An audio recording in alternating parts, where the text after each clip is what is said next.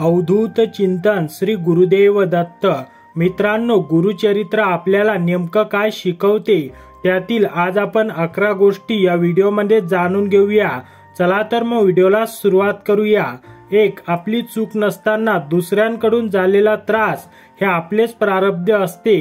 2. आपण मदत करत नसतो तर वैश्विक शक्तीने ती मदत पोहोचवण्यासाठी आपली निवड केलेली असते। 3. आपल्या मनात सतत शंका असतात कारण आपल्याला चमत्कार व्हावेत असे वाटत असते। ही शंका जाऊन ठाम श्रद्धा आली की ती शंका दूर होते।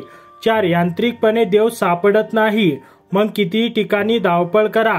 5. मनुष्य रूपातच बहुतेक गुरु भेटतात, पण कुणाला तरी गुरु मानायला मन धजावत नाही। त्यापेक्षा एखाद्या मूर्तीला गुरु मानणे सोयीचे वाटते, इथेच गल्लत होते। पण योग्य गुरु भेटणे हेही आपल्या कळकळीतूनच होऊ शकते। 6. काळ हा परमेश्वरालाही चुकला नाही, इतके क्रांतिकारी विधान गुरुचरित्रात आहे। 7. आपली काही पापे असतात ती आपल्या मानसिक वेदनेतून प्रायश्चित करवतात, त्याला पर्यायी उपाय नाही।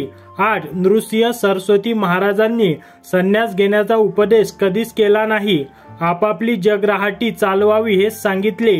9. महाराज वैश्विक शक्तीच्या सूचनेने राहिल्यासारखे वाटतात, बाकीच्या घटना या घडत गेल्या, मुख्य कार्य ठरवलेले होते। 10. अवतारे काळाप्रमाणे होतात, दरवेळी एकाच रूपात येत नाहीत।